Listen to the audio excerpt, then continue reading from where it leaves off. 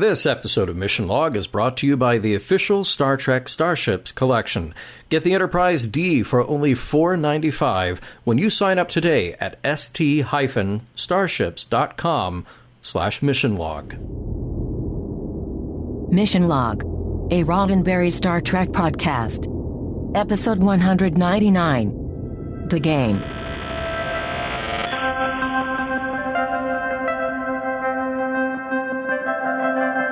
Welcome into what? Another episode of Mission Log, a Roddenberry Star Trek podcast.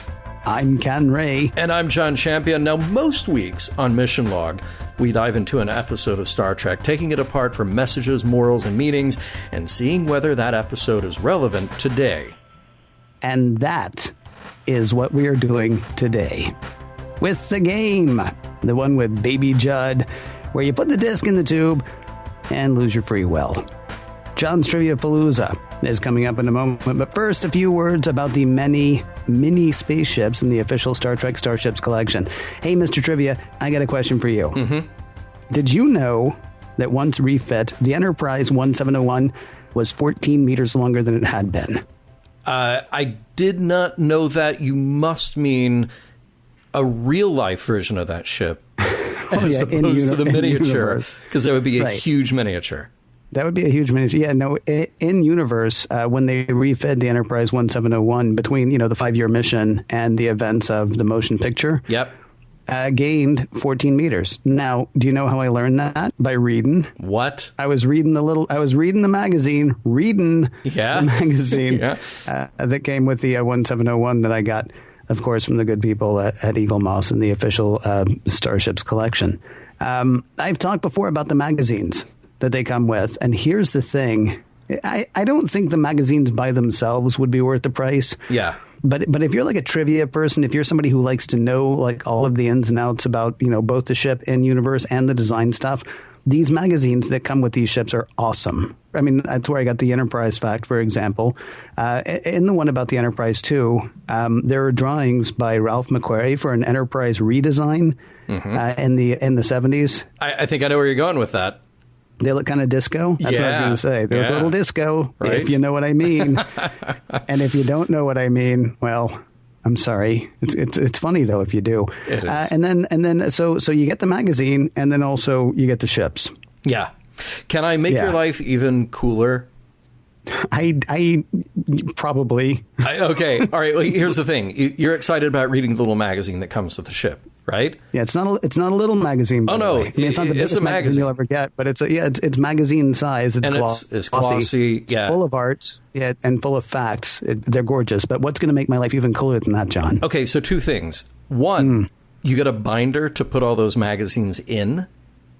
So the longer you stay with the collection, you get a binder. But here, this is even cooler. You could just put all those magazines in the binder, put it on a shelf, never crack it open, leave it in its mint pristine condition, because you also get a digital version of the magazine that you can read on your iPad or tablet of choice. I did not know that part. I really should pay more attention, huh? That actually does. It does make my life cooler. I think we've probably talked. I mean, we don't want to give short shrift to the ships, but we've talked a lot about them. I mean, they're nice. They're cool. They're all individually painted. They're amazing. Yep. And then, and of course, you can get into them super cheap. I mean, if you want to try one out and not at full price, you can get the Enterprise 1701D for $4.95, and that includes shipping. It couldn't be easier. You go to st-starships.com/missionlog, start it there with the Enterprise D for $4.95. You will not want to stop, because then when you have your regular subscription, 2 ships a month, and that means 2 magazines a month.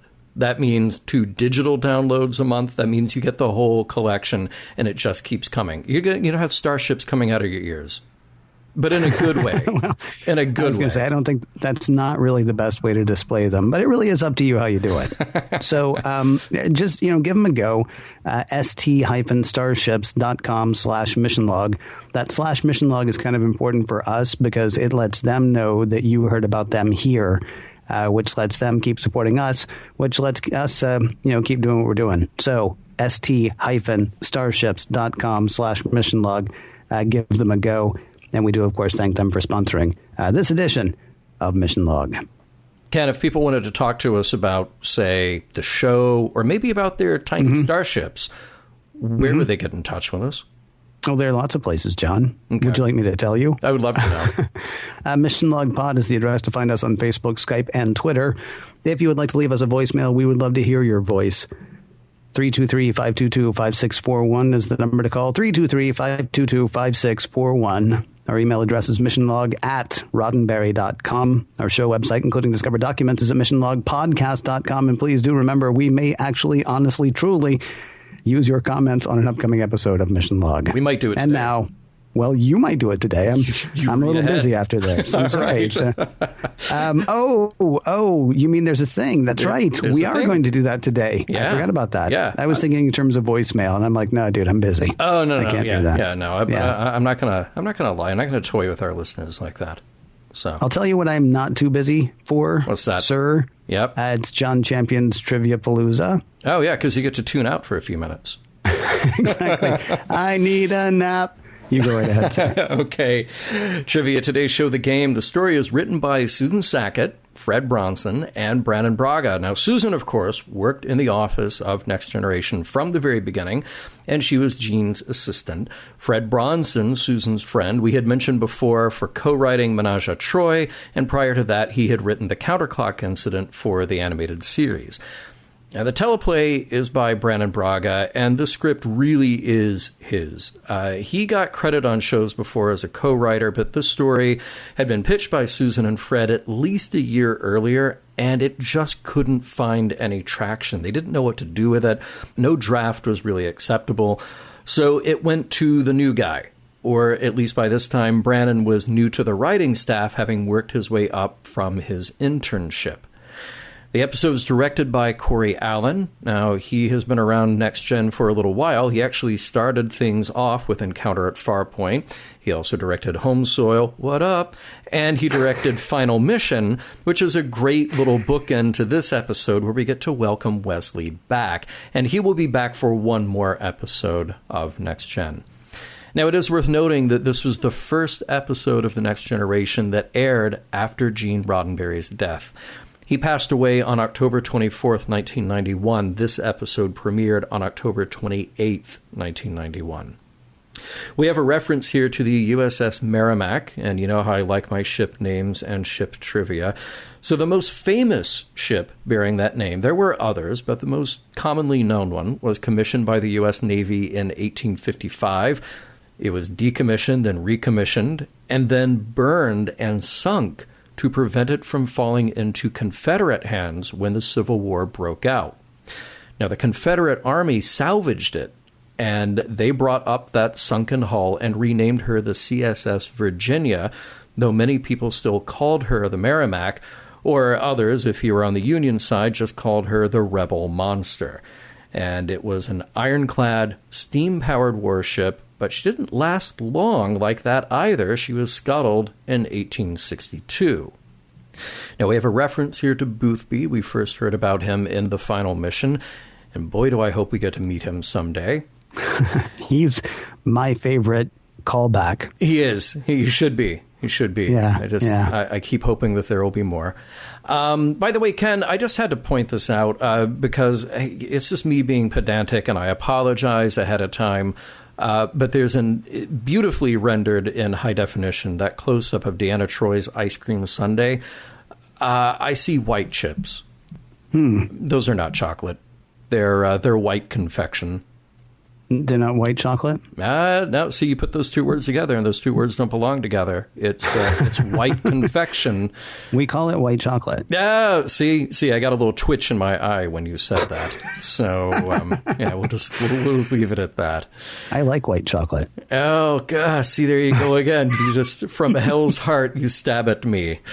Yeah, well, okay. You know. White chocolate is a dish that's served cold, and it's very cold in an ice cream sundae. Yeah, or not at all. Not at all, if you're like me. Okay, the Latin phrases in this episode, I'll translate them for you. How's your Latin? Better than before.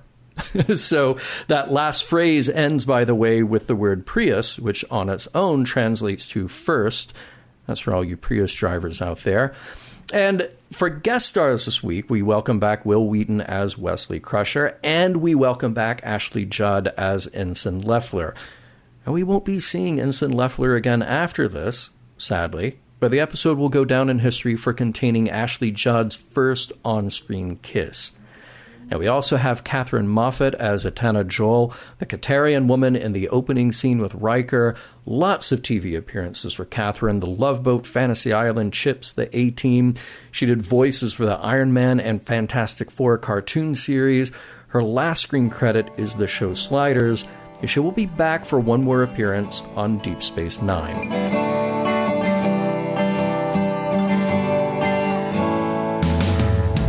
One of the kids from Stand By Me and the woman from Kiss the Girls are totally going to make out in this episode.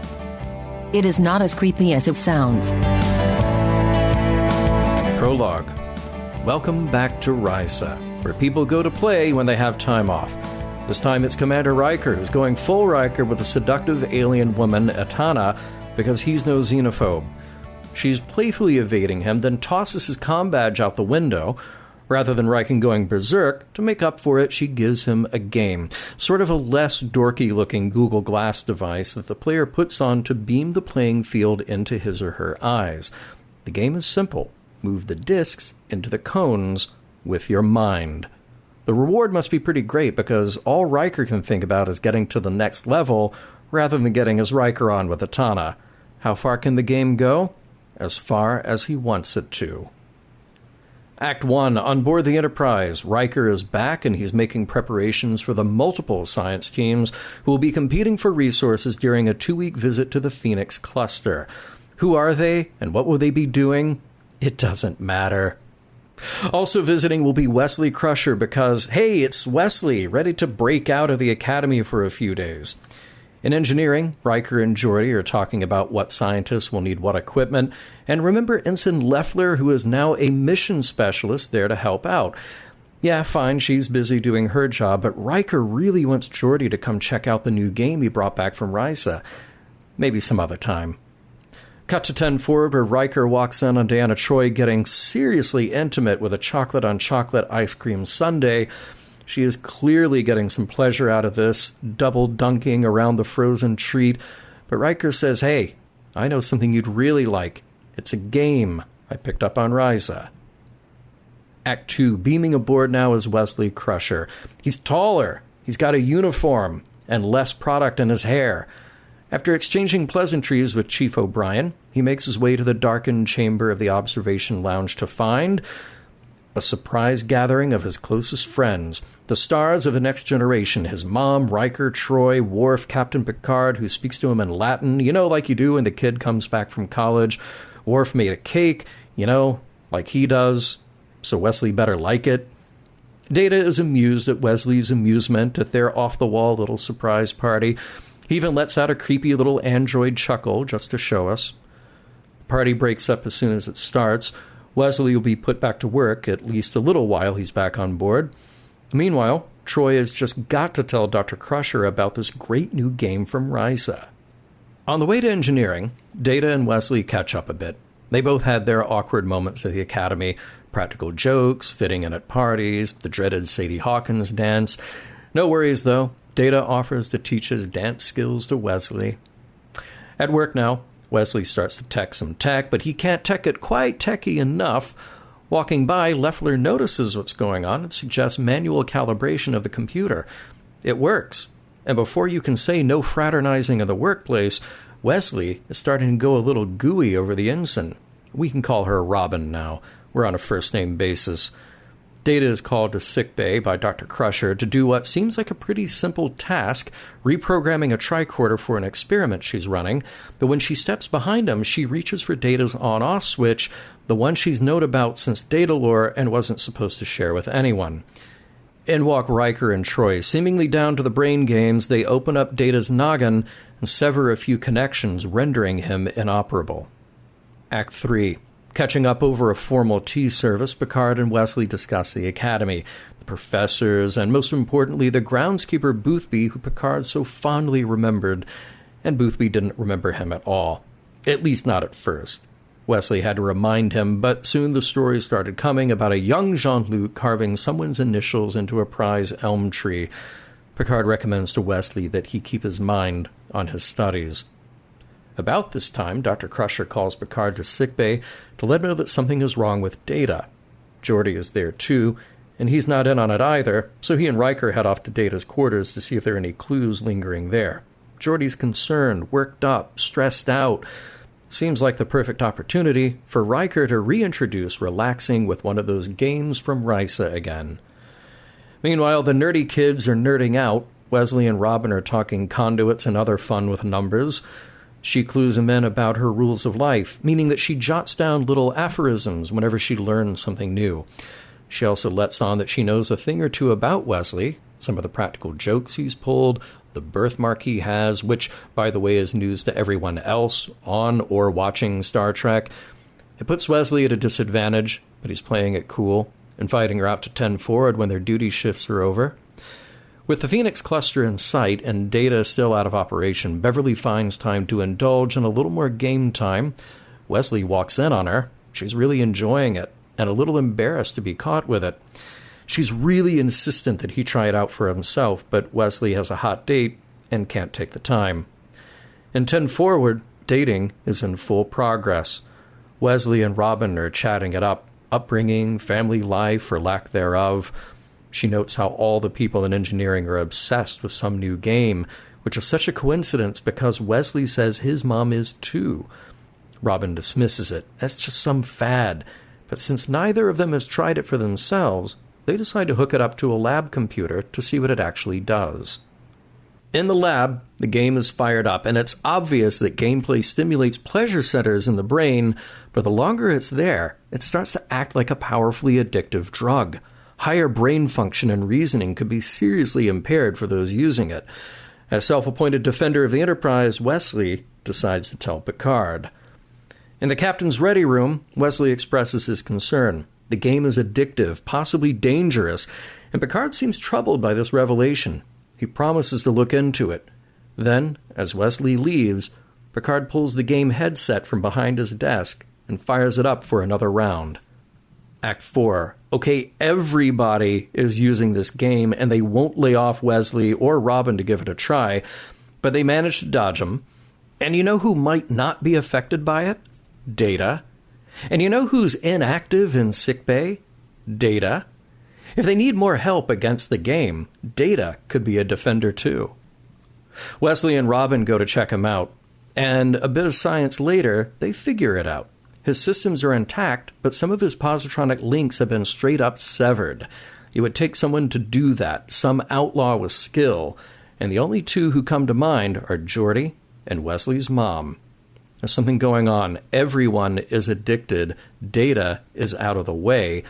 Cut to the bridge where Picard is ready to rendezvous with an alien vessel like he planned it that way, and he orders that the rest of the crew be hooked up to that game right away. Beverly hightails at her quarters to find Wesley and Robin playing the game. She's pleased and leaves, but psych! Those crazy kids had a couple of fake games going to throw off the adults. Now they can get back to the secret quest of their own, which involves Robin showing up in engineering like she's supposed to, and Wesley working on something with security systems on board. They better hurry, though. About that time, the alien vessel closes in on the Enterprise, and who should be there to hail the captain? None other than Atana Jal, Riker's one-time Risa fling, this time looking way more serious, and it's Picard who asks her for further instruction. Act 5, the plan becomes clear. Atana, representing the space invaders known as the Katarians, is using the Enterprise crew to spread the game hither and yon. Just like the vanguard of some brain-dwelling space parasite, Atana wants the game all up in Starfleet from the top to the bottom, and the outcome can't be good. Wesley is passing through the crew as if he's on the game too, but his meeting with Robin Leffler does not go as planned. She's sitting at her station in engineering, but she's not her usual self. A little more dreamy-eyed than usual, a little less interested in talking tech specs with Wesley. Oh no, she's all hopped up on the game too. Wesley makes a break for it, but Worf and Riker are in pursuit, ready for combat if need be. He beams away in the nick of time, putting himself in the pole position, but the combined resources of the rest of the crew are against him. Move, counter-move, like real-life video chess. Wes avoids every pitfall and even sets up a phaser to make it look like he's trying to break through a force field. Worf is on top of it, though, and that kid gets snatched up while crawling like a centipede through the Jeffries tubes. Game over, man. Game over. Dragged to the bridge, the grown-ups are going to force this kid to play with them. Just as the game piece is placed over his eyes and activated, the lights on the bridge go out. In walks Data with one of those cool Starfleet-issued flashlights and starts flashing Morse code, maybe, directly into the faces of everyone there. Everybody figure it out? No? Well, here's Data to explain. He woke up just in time, thanks to Wesley, to program a code breaker, an optical pattern to snap everyone out of their game-playing daze. The same pattern has been transmitted to all consoles everywhere on the ship, and any stragglers can be taken care of later. That alien ship with Riker's fleeing on board has been secured with a tractor beam, threat averted. Meeting up with the USS Merrimack, it's time for Wesley to say goodbye, but not before a last, lingering kiss with Robin. Hey, I think these kids really like each other. Oh, sure, they'll be on opposite ends of the quadrant from each other, but they'll keep in touch. And as a parting gift, Robin gives Wesley all 102 of her personal rules, printed out on paper. The end. Also, Pac-Man, Galaga, E.T. the Extraterrestrial, Mario Brothers, Yar's Revenge. See, if you hadn't done that list there, I was going to say it's quite the tempest they face, but thank goodness they were able to avoid asteroids. Yeah, that's good. I was afraid of a bit of a joust between Wesley and Worf at one point. Yeah, I get that. Yeah. I get that. I just think that if the Qatarians had been successful taking over the Federation, it could have launched a whole new series of space wars throughout the galaxy.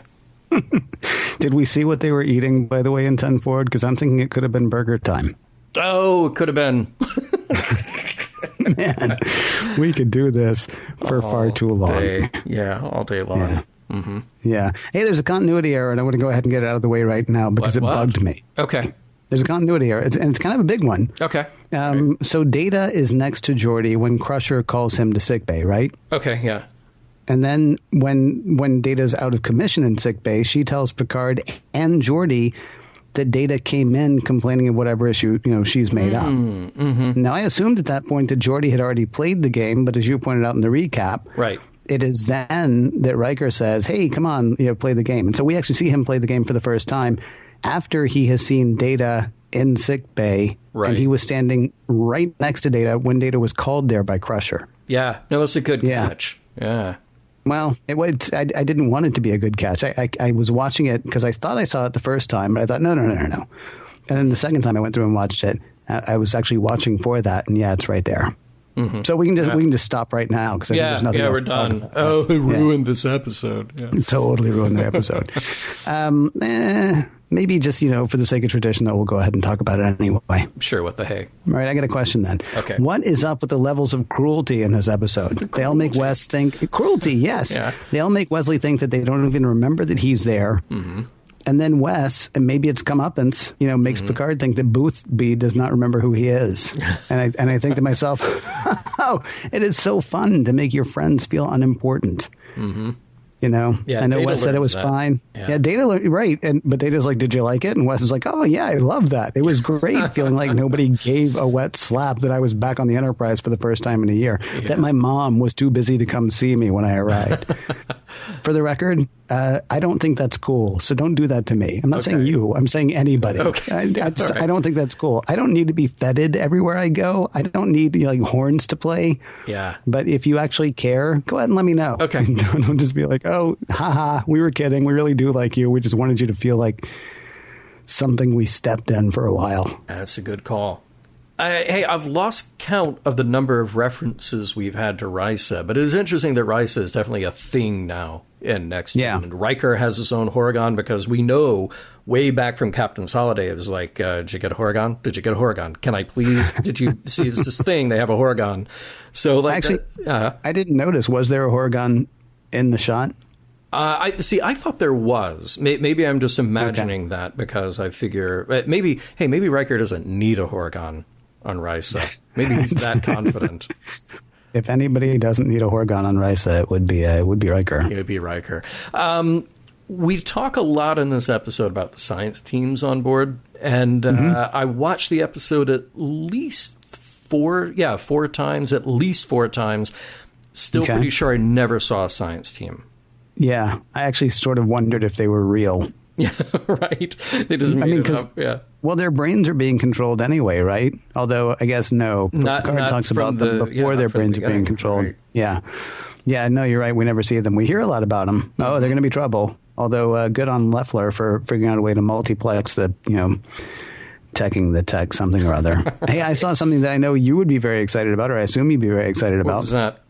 Was that a space ice cream bowl out of which Deanna Troi was eating? Oh, you're absolutely right. It was a space ice cream bowl. And you know how?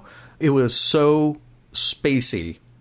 It was great. It was a bowl inside a bowl with like a thing holding suspended the bowls together over another bowl. Right. Oh. It was ridiculously huge. I don't actually know how much ice cream there was because I feel fairly certain that the bowl inside the other bowl atop the third bowl was really just like sort of magnifying the whole thing. Right. Although she was actually doing a pretty good job of magnifying that ice cream as well. We'll talk about that in a bit. She was. But see, here's the thing. I might have skipped over it because I didn't notice the use of a space spoon. There wasn't one. It was a regular spoon. Yeah. A little disappointing. Maybe not to detract from the space ice cream bowl. Maybe not. Yeah, maybe they thought, no, that's far too much. Yeah. They're in space. Right. She's using a space bowl. If we do a space bowl, and then people are going to think, that we're really just, they might have trouble suspending disbelief if everything is so foreign. Yeah, right? Just let the audience infer she's got a space napkin somewhere, No doubt. Yeah. I love Data's creepy little android chuckle. Not so much because the chuckle was funny, but he snaps out of it perfectly. His timing. Yeah, it was great. Absolutely brilliant. It was very good. Yeah. Another little Data moment, he and Wesley talk about the Sadie Hawkins dance. And I thought, man, that is a really outdated reference. Of all the things to last until the 24th century. Well, I mean, on the one hand, it's still the whole thing where the woman has to ask the guy, right? Mm-hmm, yeah. But I would think that we would be beyond all of that at that point. Mm-hmm. That we just, do you want to go to a dance? Yeah, I want to go to a dance. Right. Am I supposed to ask you? Or are you supposed to ask me? Yes. Now, I will say there was one thing that I did like as far as the whole.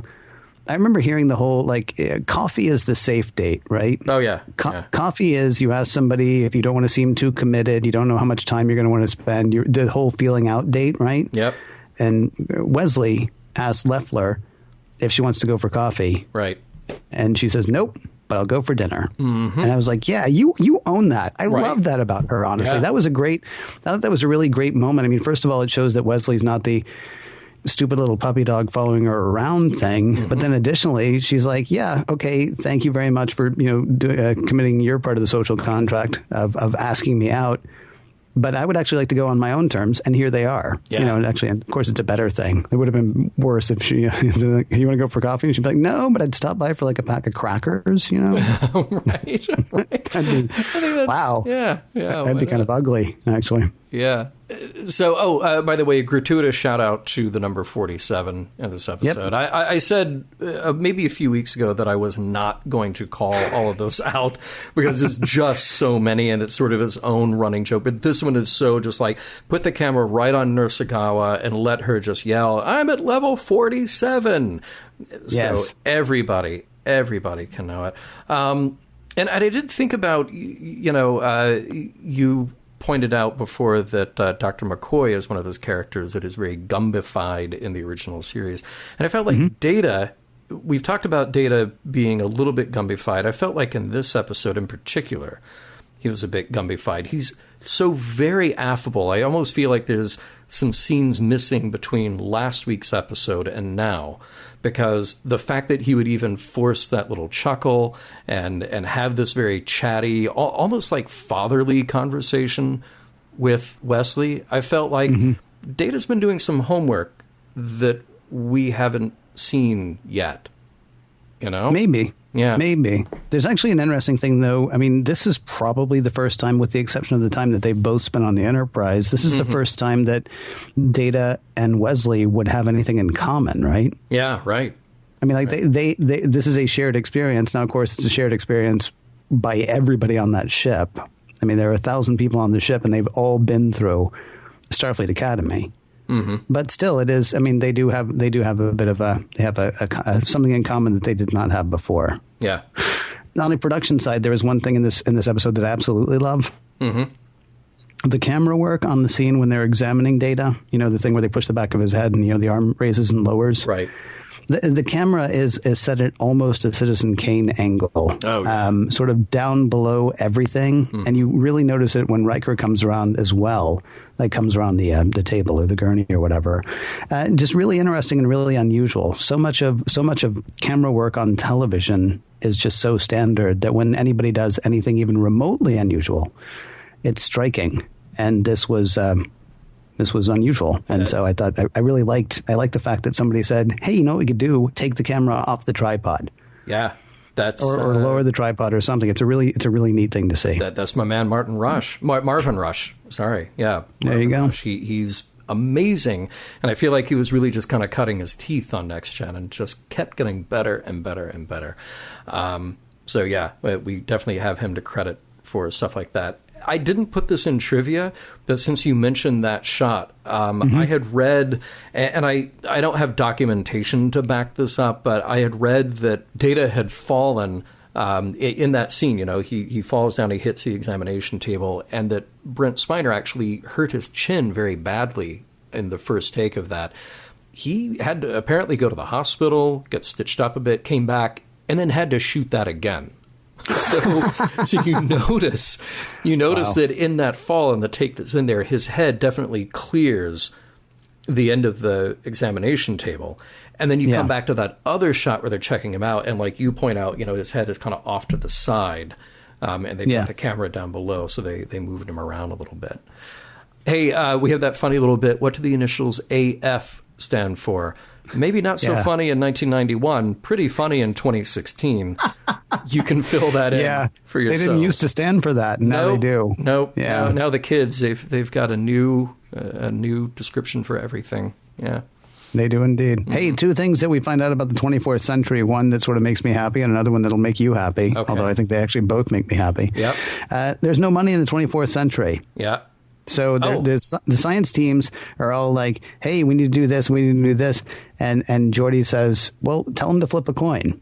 And Data says, a coin. Very good. I will replicate one immediately. Right. Okay, now maybe there's still money and they just don't have change. Maybe everything is done in whole dollar amounts. Yep. But it seemed to me to be a reference to the fact that, no, there is no money. And yet, the flipping a coin thing would stick around. It's kind of neat. The other thing that's really cool, you ask where the art is, you ask where the artists are. Right. At Starfleet Academy, Wesley Crusher is taking a creative writing course. Yeah, he is. Now, my fear is that all the creative writing begins like, I walked into my quarters and I turned on the holoprojector where two women were playing an ancient lute while wearing Greek robes. Hey, at least they're trying, though, man. Yeah. I mean, there's still creative writing. They're still teaching creative writing. I don't know many, I don't know how many novelists, I should say, came out of a, military university.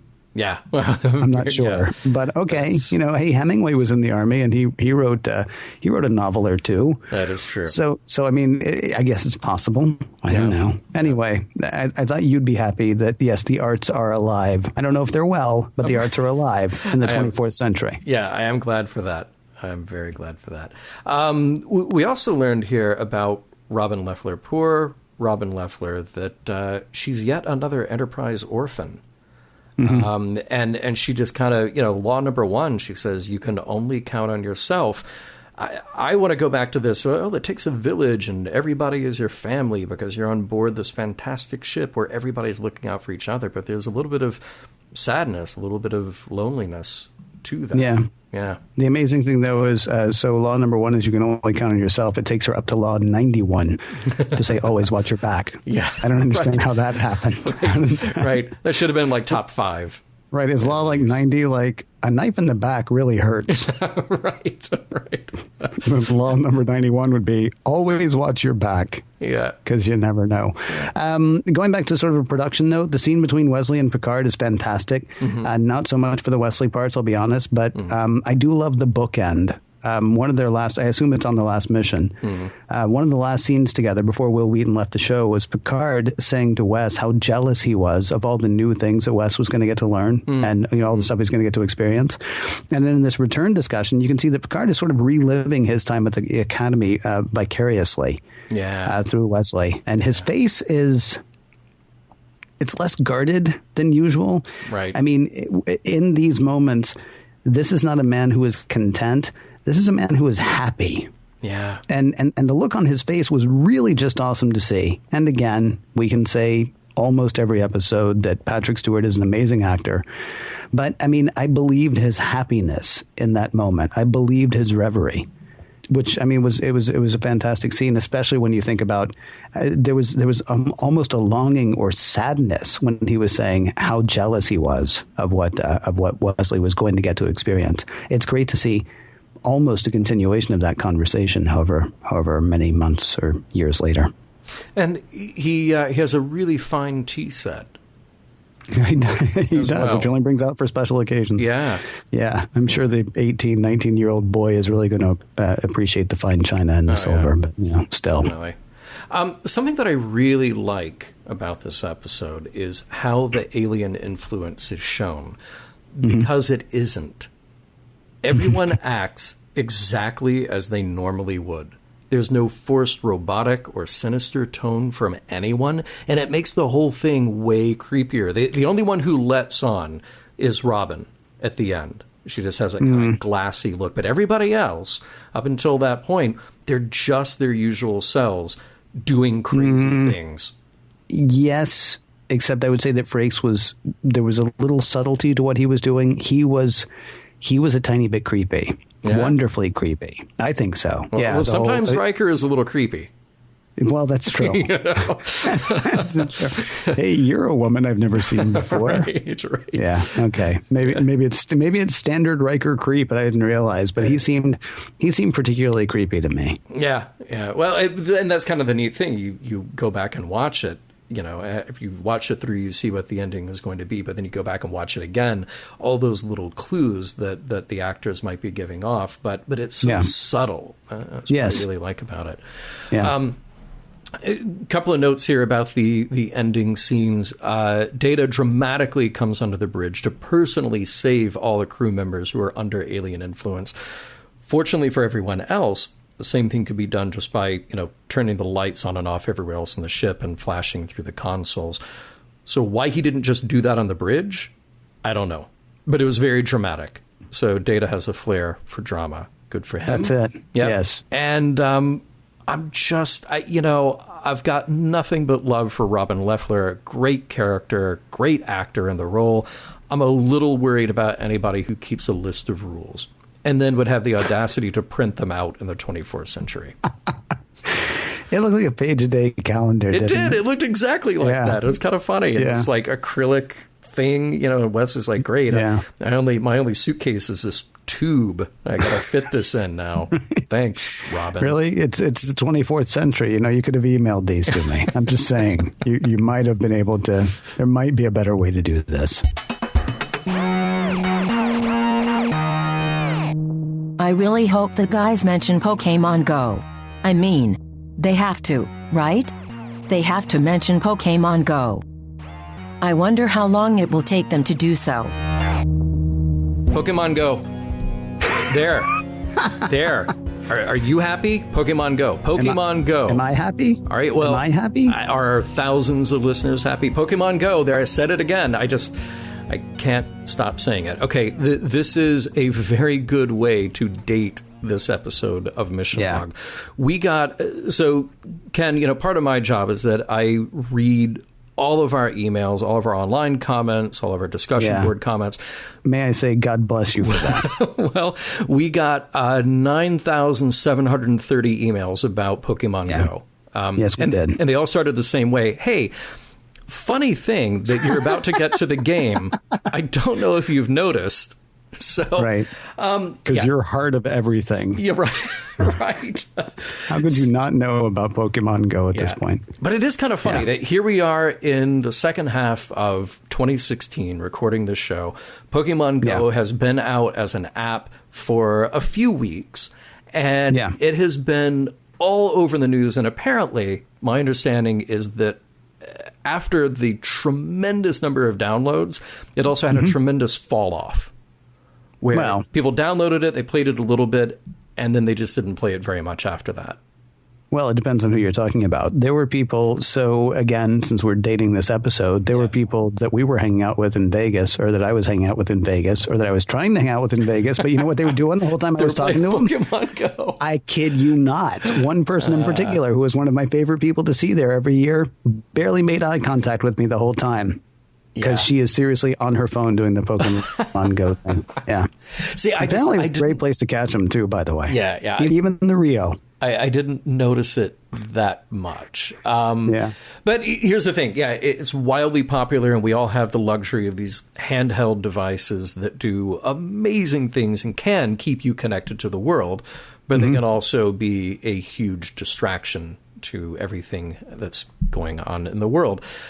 Now, interestingly to me, so this game in the game isn't really that game, though. It's interesting to me that Pokemon Go really is augmented reality, where you see the world in front of you and you see those things interacting in that world, and kind of in this 3D way, you go up to it to interact with it, right?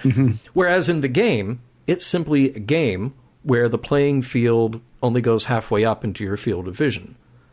Yeah. So, you're sort of looking at it and you go, okay, here's the game field. And if I look up, I can see the wall in front of me, just so I don't run into it.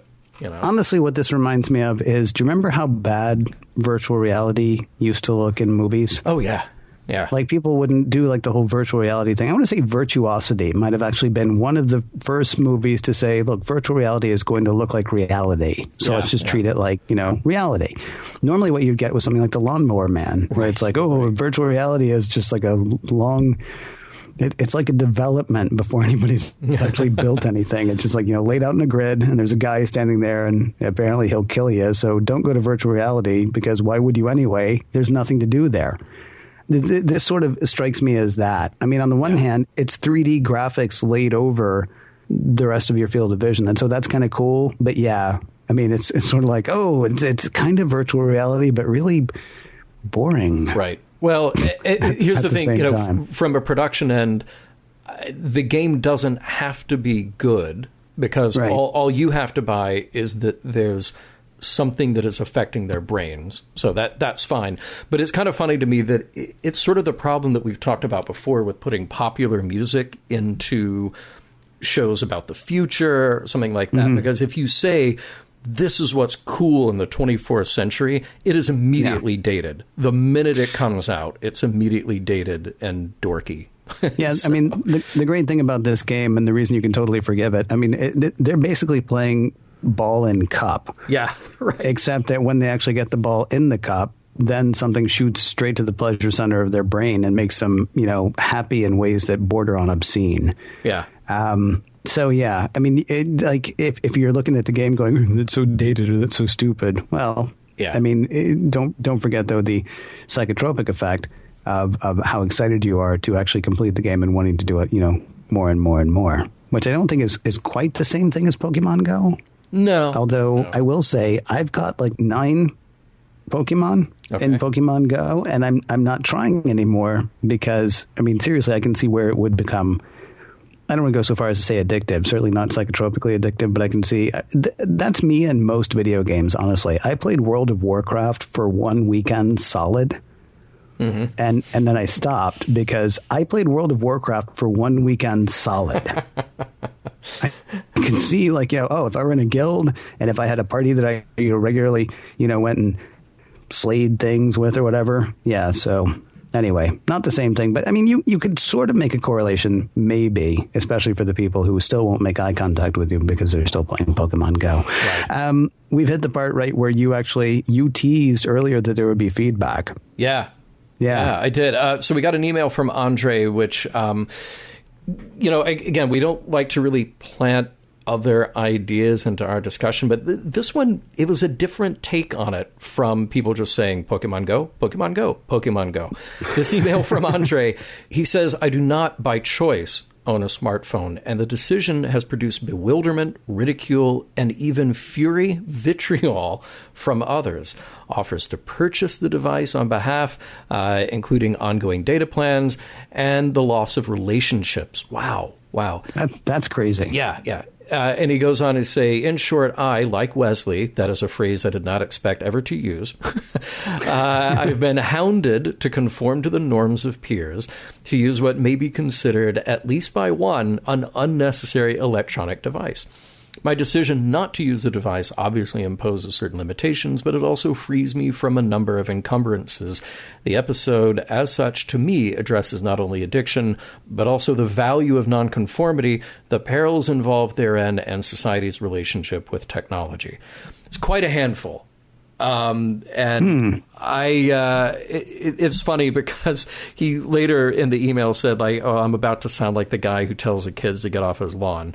And I thought, well, that is interesting. This episode is kind of a fun way to look at an age-old problem, like what is wrong with the kids these days with their electronic games and their comic books and their horseless carriages. We flip it on its head. They referenced Invasion of the Body Snatchers while making this episode by having the adults on board be the ones who were pushing this alien technology. So I kind of get where he's coming from. Now, at the same time, I part ways with it. Of course, my bias is that I love my technology. And, whether it's a computer or a phone or a tablet or whatever the case may be. But I also feel like there are certain things we have to do to stay participants in the world, even if it seems like we're not being participants by doing that.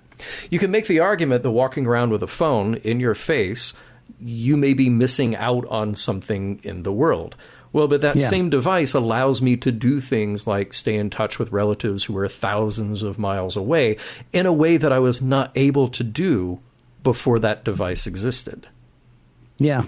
No, I'm with you. I mean, I look, once Apple introduced the iPhone, I would have gotten an iPhone, but I actually had a feature phone or a smartphone. It was a feature phone, actually, for 2 years before that. Mm-hmm. And the reason honestly was because of communication. I had a guy that I worked for who only communicated via text. Mm-hmm. I mean, he'd talk to you face to face, but he just hated being on the phone. And so when I would call him to do something, he'd be like, why don't you just text me that? And the answer was because I had the whole, T9 thing. Yeah. You remember that? Yeah, I totally hated that. Yeah. Trying to text on that was just like, was just the worst thing ever. So I ended up with a smartphone. Andre, I respect your decision. And I certainly respect where you're coming from. I don't think I could do it.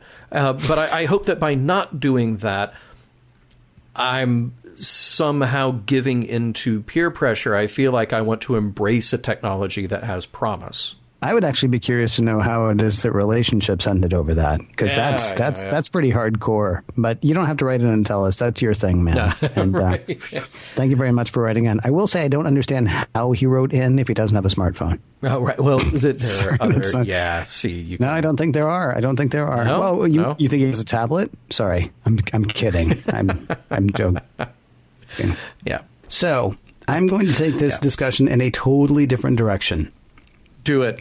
I do not think that this is a chastity episode, nor do I think it is a sex is bad episode, but I did find it interesting that all of the problems came as a result of Riker giving and receiving what we call the full Riker. Troy gives a borderline pornographic set of instructions for eating a chocolate sundae. Oh, yeah. Talking this episode over with a friend of mine, she referred to all of the O faces made by all of the players. And if you don't know what an O face is, O stands for, I can say this right, orgasm? Yeah. Yeah. Sure. Okay. So I mean, there's like an orgasmic rush of something that's happening when these people play this game. There's sex all throughout this, right? And it is the virginal teens who are able to keep clear heads for the most part and save the day. Now, Data's fully functional, but he doesn't have the same sex drive that a lot of people have.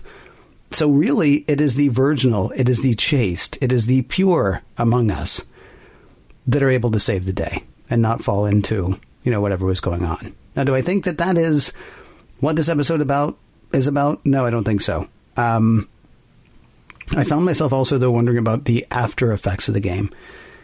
Everyone on the Enterprise, with the exception of Data, Wesley, and Robin, were on a protracted high that was, constantly tickling their pleasure center. When we talked in This Side of Paradise, which was the one, of course, with the spore-spitting plants, that was the bane of my existence for a while, we talked about what a debilitating thing, like the cold turkey kick would have been, right? They were constantly happy, and then they're like taken off the drug that made them constantly happy. But even then, it's okay because so just take them away from the plants, just take the plants away from them. I still think they're going to have a whole lot of problems going forward, but they, at the very least, the source of their, whatever you want to call it, is removed. In the game, the devices are like everywhere, and they can be replicated, and they can be hidden, and they can be used over and over again, and everybody on board the ship is going to have to remember how good they felt just like 5 minutes ago, right? I actually found myself wondering, whether Wes could re-engineer one that doesn't make you turn over the ship, but does leave you in a prolonged orgasmic rush that would, just be debilitating. And then the other thing I was wondering about is, okay, so we were all just going through space, minding our own. We started playing the game. And then after that, we were still going through space. We thought minding our own, but we were actually doing what this alien overlord wanted us to do. How do you know after this that your thoughts are your own, that your actions are your own in the aftermath of the game?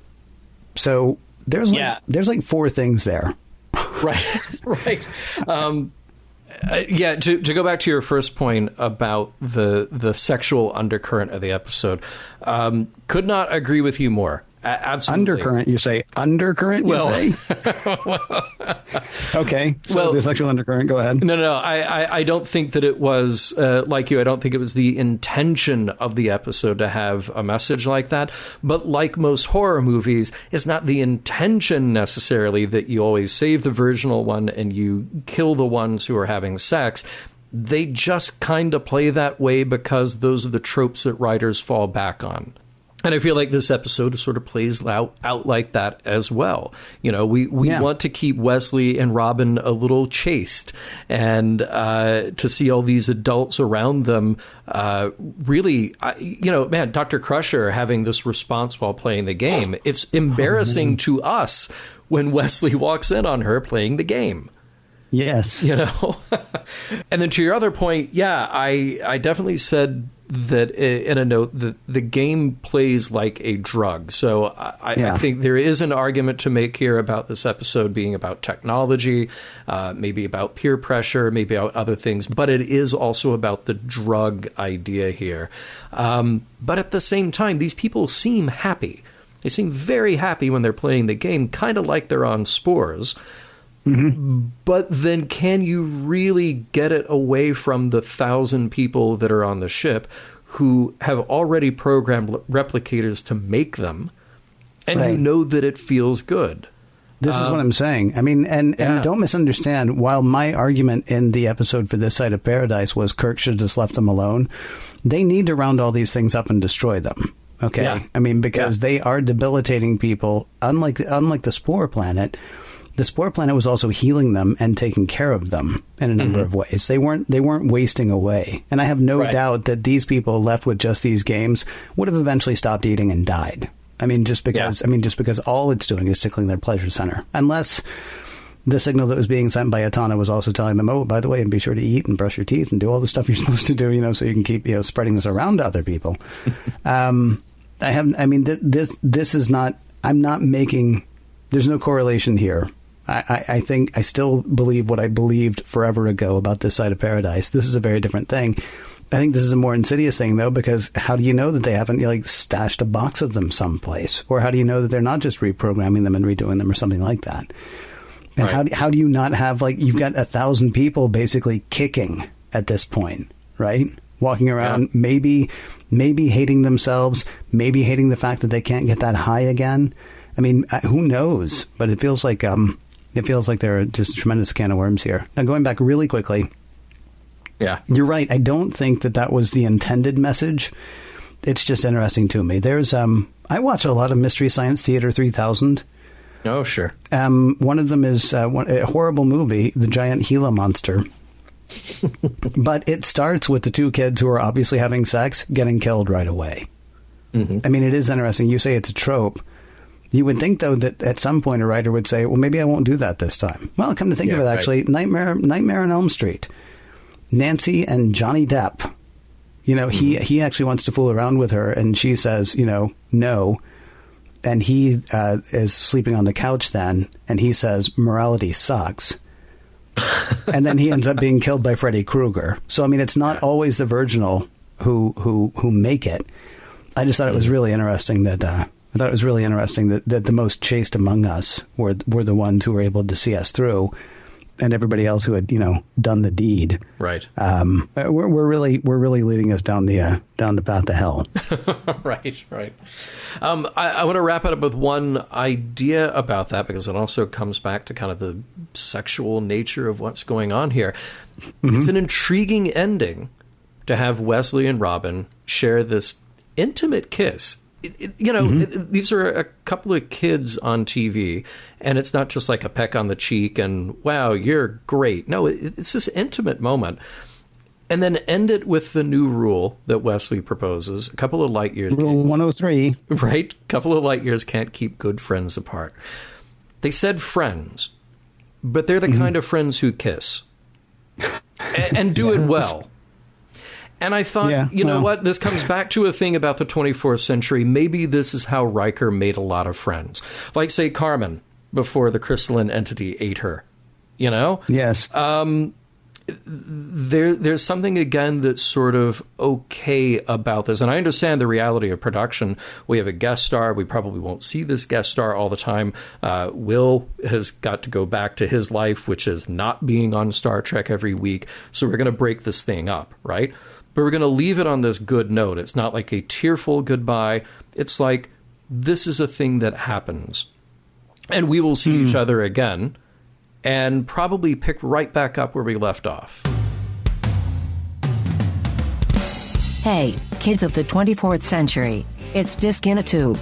Toss the disc, catch it, dump it out of the tube, toss it, and catch it in the tube again. And clean up is as easy as catching a disc in a tube. Why spend another day not catching a disc in a tube when you could be catching a disc in a tube? So, Ken, we've played the game. And, I don't know if it's affected my pleasure centers or yours, but we're about to find out. I guess so. First question being, before we get into morals, meanings, messages, does the episode hold up? So what do you think? This episode is a lot better than I remembered, honestly. I went into it with a bit of trepidation because for some reason I had it in my head that it was bad. And I really don't think it is bad, especially where we're going to, as we've talked about in the past few episodes, where we're going to get more now into character development. We're going to get more now into caring about these people as opposed to just the thing that happened that week. I loved the scene with Patrick Stewart. I loved him talking over his days at the Academy. There's a level of something in this episode. I know you said everybody just acted normal, but I felt there was like an underlying creep factor to the whole thing. It reminded me, I think you said that they referred to Invasion of the Body Snatchers in production. Mm-hmm. It reminded me of Invasion of the Body Snatchers. Yeah. In a way that was almost maybe more than conspiracy, kind of. I mean, because conspiracy, it was so obvious. I don't know. I think the episode holds up. I do. You could say that the game is kind of goofy, but again, like we talked about, I think you described that away just with the whole pleasure center part. Wonderful to see Ashley Judd. It's just, I mean, I think it works. I don't know. What about you? Yeah, I had the same reaction that you did. I kind of was not looking forward to this because all I could remember was what the game looked like, and it was a little dorky and a little dated looking. But then I watched it, and then I watched it again, and I watched it again, and I thought, this is just a really cool idea for an episode. And the creepy level is there. But what I was trying to make a point of was to say that in, the 1956 invasion of the Body Snatchers, the people who've been taken over by the pods are normal to a point. But then you can tell right away because they kind of get that far off look in their eyes and they move a little differently and the words coming out of their mouths are different. But what's interesting in this is that the way the characters interact really doesn't change. It's just what they're doing that changes. So you've got... Geordi has a certain cadence. He's got a certain rhythm to the way that he talks and the way that he says maybe a technical line compared to the way that Gates McFadden does as Dr. Crusher. And none of that changes. They don't just slip into this, well, I've played the game, so now I'm a robotic zombie character who's just sort of regurgitating lines. None of that happens. So they can sort of pass with everybody else. Now, it comes in a little bit later. I said that Robin was really the first one who really, you see a marked change in her. You see a little bit of it in O'Brien. And then you see other characters that you don't know, like the one just sitting there in 10 forward, just completely not moving other than staring off into space playing the game. So there are little bits of that when people have played more and more. I would argue that Picard did change as well. I mean, it's subtle, but he wasn't barking orders. He was very pleasant. Again, this is a happy man, right. While he's ruining everybody's lives and turning the Enterprise over to somebody else. Oh, and don't forget the one for Mr. Crusher. Right. It's all it's all very sweet. It's very understated. It is Picard at his most genial, I would say, while he's wrecking everything for everyone. Yeah. Now, I think that there is maybe a reason that people would have to resent the idea of Wesley coming back just to save the day again. Because this was sort of the argument about Wesley before. And I get that, but I think they brought him back in a way that is of value to the character. We gave it a little bit of time. He's a little bit older. He's a little cooler. There's more to him. So I'm okay with revisiting that character because we at least got to get more out of him. And, so if you don't have this feeling that Wesley is a character that you like anyway, you probably won't like this episode. But I appreciate the fact that they did something different.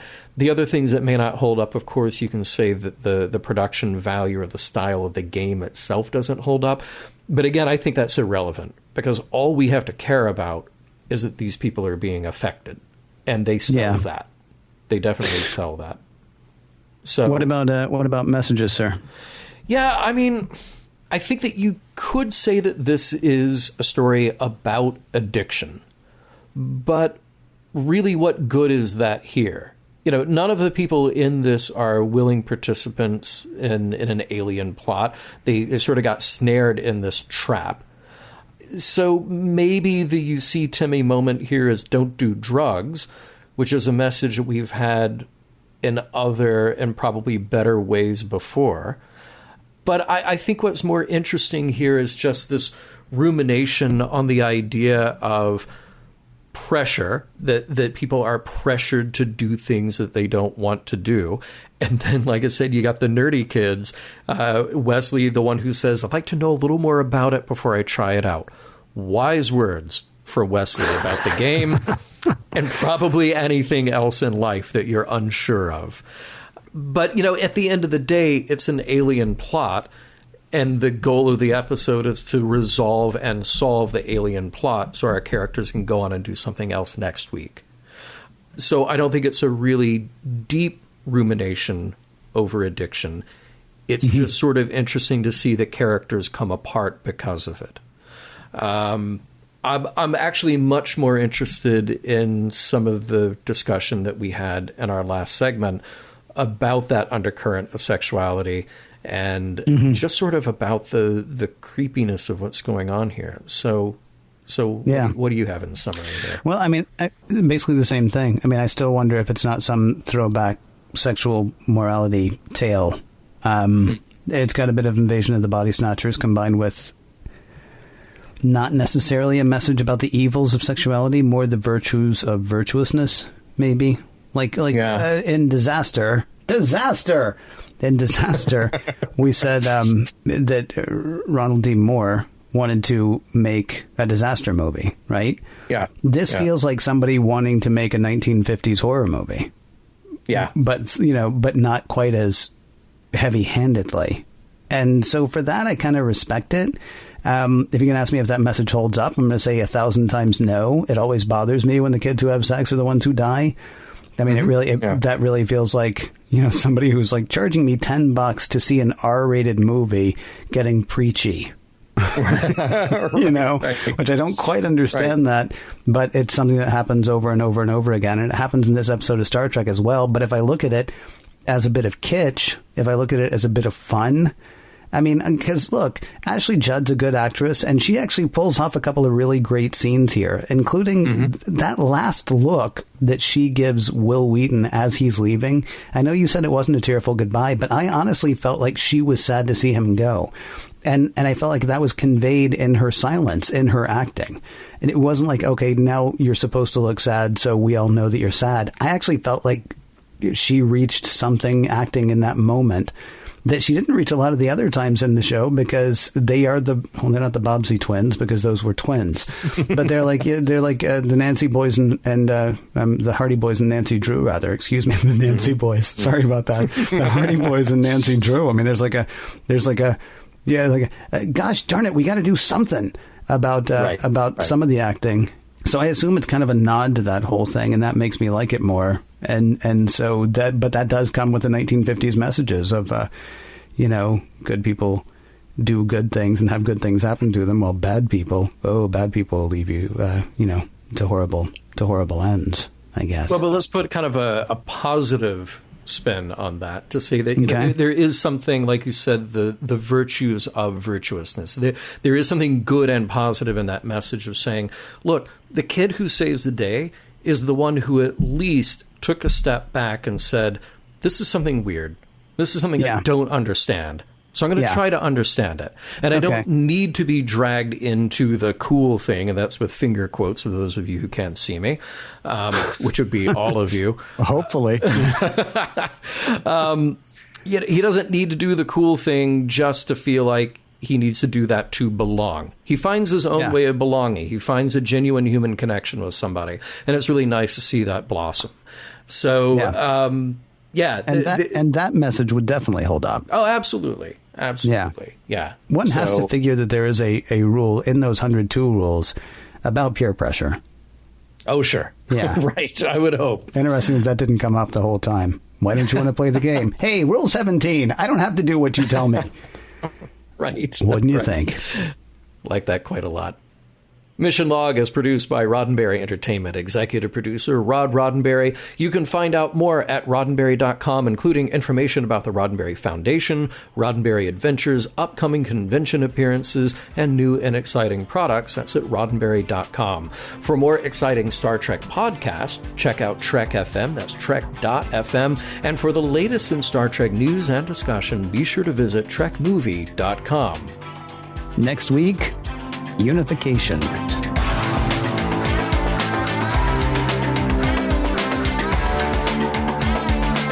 Some of the music for Mission Log provided by Warp 11, online at warp11.com, and from the album Messages by Key Theory, free to download at kitheory.com.